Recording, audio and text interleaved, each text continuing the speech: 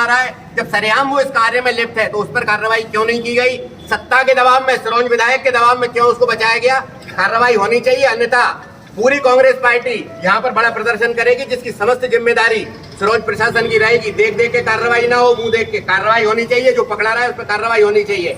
सरेआम उसको बचाया गया। पूरी कांग्रेस का ये आपसे निवेदन है और प्रशासन में हमारा भरोसा है। 3 दिन में यदि कार्रवाई नहीं होती है तो हम एक बहुत बड़े आंदोलन के लिए बाध्य होंगे। कांग्रेस द्वारा तहसील कार्यालय पहुंच के अनुविभागीय अधिकारी के नाम एक ज्ञापन दिया गया है। जितेंद्र बघेल हमारे साथ मौजूद है। हम इनसे मालूम करना चाहेंगे कि ये ज्ञापन किस कारण दिया है। राधा कुंड है, हमारे धार्मिक स्थान है, जैन नेमा समाज के बहुत पवित्र स्थान है। हम लोगों के आराध्य देवी हैं। उससे कुछ ही दूरी पर एक ढाबा संचालित है कि भाजपा नगर मंत्री का, जो वार्ड नंबर 20 से प्रत्याशी था सीताराम गुप्ता, उनके ढाबे पे परसों दिन रात में आबकारी विभाग ने छापा मारा था। जहाँ अवैध रूप से शराब जब्त की गई, लेकिन ढाबा संचालक ने ये कहकर बात को टाल दिया कि ढाबा मेरा नहीं, मैंने किराए से दे रखा। तो खाना पूर्ति के लिए आबकारी विभाग ने भी नौकर पर केस बना के मामले को रफा दफा करी और 2 घंटे के अंदर उसकी जमानत हो गई। एक अगर गरीब आदमी अगर इसी आबकारी में पड़ता तो उसे हाईकोर्ट से जमानत कराना पड़ता, लगभग 3 महीने लगते। आज ये सत्ता प्रशासन का दबाव देखिए कि बंदे की जमानत 2 घंटे में थाने से ही हो गई है। क्या कारण रहा होगा 2 घंटे में जमानत हो गई? देखिए, एक तो वो नगर मंत्री है, दूसरा वो भाजपा का पूर्व प्रत्याशी और वो विधायक का बड़ा खास है। अभी आपने देखा होगा ये जटाशंकर मंदिर पे जो कार्यक्रम हुआ था, तो विधायक साहब ने बताया था पुलिस को, सीताराम पुलिस को हटाओ, उनकी जगह आप खड़े हो जाओ। तो कहीं ना कहीं वो अपने आप में भी टीआई हो गए थे अभी।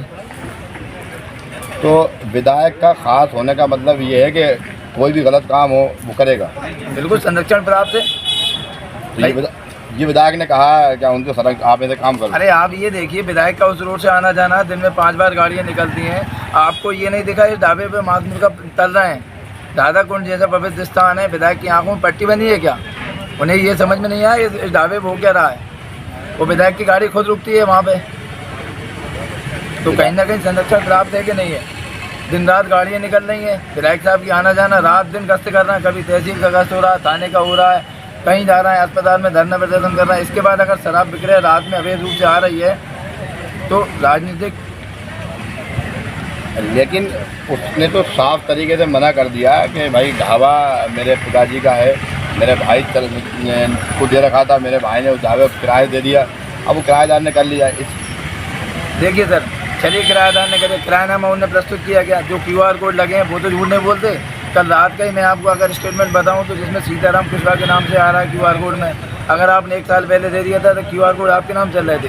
पेमेंट आप लोग ले रहा है, किराए से ढाबा दूसरे को दे रखा है। और नंबर 1 बात, भाई अतिक्रमण में वो ढाबा बना है, नगर पालिका में ढाबा इंदिराज नहीं है। और उसके बाद नगर पालिका प्रशासन अगर मौन है तो कहीं ना कहीं सत्ता का दबाव है उन पर। अच्छा, एक चीज़ और यहाँ पर हमें देखने में आ रही है, आप नगर पालिका पे आरोप लगा रहे हैं, तो नगर पालिका के विरुद्ध कुछ कार्रवाई करने की मांग करें? नहीं, आज ये चीज़ SDM साहब ज्ञापन में दी गई है कि नगर पालिका के जो सक्षम अधिकारी है, जिनके नाक के नीचे इतना बड़ा काम चलता रहा, उन्हें क्यों जानकारी नहीं है? अच्छा, एक आखिरी सवाल है आपसे। आप इतने आपने इसमें क्या कि कई ढाबों पे दारू बिक रही है और भी ये काम हो रहा है, मगर इतनी लेट क्यों जागे? पहले आप नहीं जागे? नहीं सर, देखिए, हमको जब जानकारी लगी, आपके मीडिया माध्यम से जानकारी लगी, हम क्या रात में अभी शराब, हम क्या शराब का काम करते हैं? हमारे कोई 2 नंबर के धंधे नहीं है, हम लोग इन ढाबों पे आना जाना भी नहीं है। लेकिन कल अब जानकारी दी तो आपकी मतलब 5 से 7 ढाबे हैं। और किस्मत की बात देखिए, इनके ज़्यादा खास लोगों के ढाबे हैं। ग्रामीण क्षेत्र में इनके पदाधिकारी अच्छे तरीके से पूरे शराब, दामोदर खेड़ जाइए, बाकी डूबल जाइए, इनके जो पदाधिकारी हैं वो शराब बिक्री कर रहे हैं। अच्छा, जिसके 2 नंबर के धंधे होंगे या ढाबे काम करता हो उसको ही जानकारी होगी इस बात की, बाकी आम जनता को जानकारी नहीं होती। नहीं, आम जनता को अभी की जानकारी का, उनके लिए तो कलारी खोली है, उनकी जानकारी बाकी है। ये वरिष्ठ वकील एडवोकेट अशोक शर्मा जी हमारे साथ मौजूद हैं।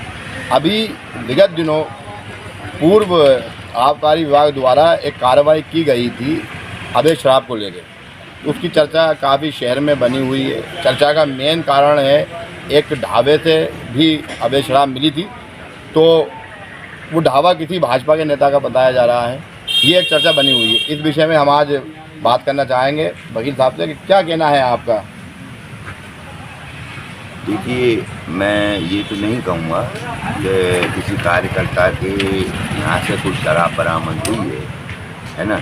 बड़े बड़े नेता लोग रहते हैं, जो होटल वगैरह संचालित होते हैं, ढाबे संचालित होते हैं, तो इसका ये मतलब नहीं है कि उस पर कोई अवैध शराब या बिक्री की जाए, है ना। हो सकता है कोई मजदूर या लेबर का पीने खाने के लिए ले आया हो, तो ऐसा संभव है। अच्छा, ये आपके घर के करीब थोड़े दूर एक ढाबा है, यहाँ से चाय पड़ गई, आपको भी आना जाना है, कभी इस तरह का आपको लगा नहीं वहाँ पर अबे दारू बिक रही है? नहीं, वहाँ तो दारू बिकते हुए तो कभी नहीं देखी हमने। उस ढाबे पे तो हमने कभी दारू बिकते हुए नहीं देखी है, बट थोड़ी दूर चल के दारू बनते हुए ज़रूर देखी है। तो इस पर प्रशासन ने कभी कार्रवाई नहीं की? देखिए, सिरोंज प्रशासन तो कोई कार्रवाई कभी करता ही नहीं है। और जो 2-4 क्वार्टर जो है जब्त करे हैं वो विदिशा की पुलिस ने करे हैं। सिरोंज पुलिस को तो कोई दिखता ही नहीं है, ना उनको यहाँ शहर में ब्राउन शुगर बिकते दिखता, न शराब बिकते दिखती, न बनते दिखती, है ना, न गांजा दिखता, उन्हें कुछ नहीं दिखता। और जब स्थिति ये इतनी भयानक बन चुकी है कि ब्राउन शुगर, गांजा और शराब खुल्ला बिक रही है। विदिशा के जो वरिष्ठ अधिकारी कलेक्टर महोदय और एसपी महोदय के निर्देशन पे आबकारी विभाग आया सिरोंज में, तो उन्होंने दिखाया कि नहीं, सिरोंज का जो है प्रशासन सुस्त है। उन्होंने कार्रवाई की और सामान जब्त किया और लोगों पर मामले हुए। अच्छा, आज एक युवक कांग्रेस द्वारा एक ज्ञापन भी दिया गया एसडीएम के नाम, उन्होंने कहा कि इसमें संरक्षण प्राप्त है, आरोप लगा रहे हैं क्षेत्रीय प्रतिनिधि पे, इस बारे में क्या कहें? देखिए, विरोधियों का काम है विरोध करना।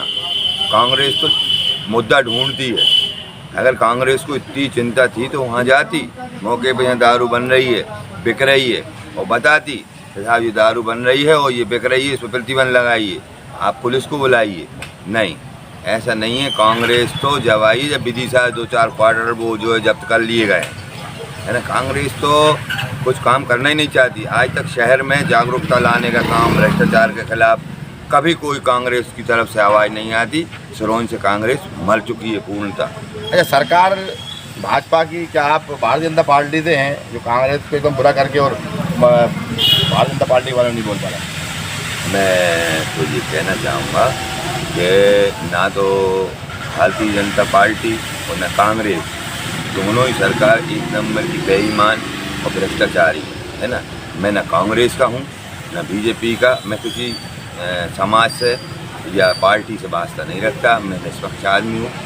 जो मेरे सामने यदि कोई दिखा अपराधी अपराध करते हुए, तो निश्चित रूप से मैं जो है उसकी रिपोर्ट करनी। अच्छा, संरक्षण प्राप्त हो सकता है कहीं ना कहीं? देखिए, संरक्षण तो हर आदमी को प्राप्त होता है, चाहे वो कांग्रेस का हो चाहे बीजेपी का हो। संरक्षण तो सभी को रहता था। पुलिस को भी संरक्षण प्राप्त है, गुंडों को भी संरक्षण प्राप्त है, भ्रष्टाचारियों को भी संरक्षण प्राप्त है। बट मैं तो ये कहना चाहूँगा, जिसका भ्रष्टाचार सिरोंज में चल रहा है उतना मैंने मेरे जीवन काल में नहीं देखा। मेरी उम्र लगभग 44 साल की हुई, पहली बार देख रहा हूँ ये भ्रष्टाचार और दादागिरी और आपराधिक जो ग्राफ है वो बढ़ रहा है। कार्रवाई करने की कोशिश। तो यहाँ पर वकील साहब का साफ कहना है कि पहली बार मैं देख रहा हूँ जितना अपराध यहाँ बढ़ गया है सिरोंज क्षेत्र में, और साफ कहना है कि मैं कोई पार्टी से नहीं हूँ, चाहे कांग्रेस हो चाहे भाजपा हो, दोनों ही पार्टियाँ विकास के लिए कोई काम नहीं कर रही और दोनों पार्टियाँ बेईमान हैं।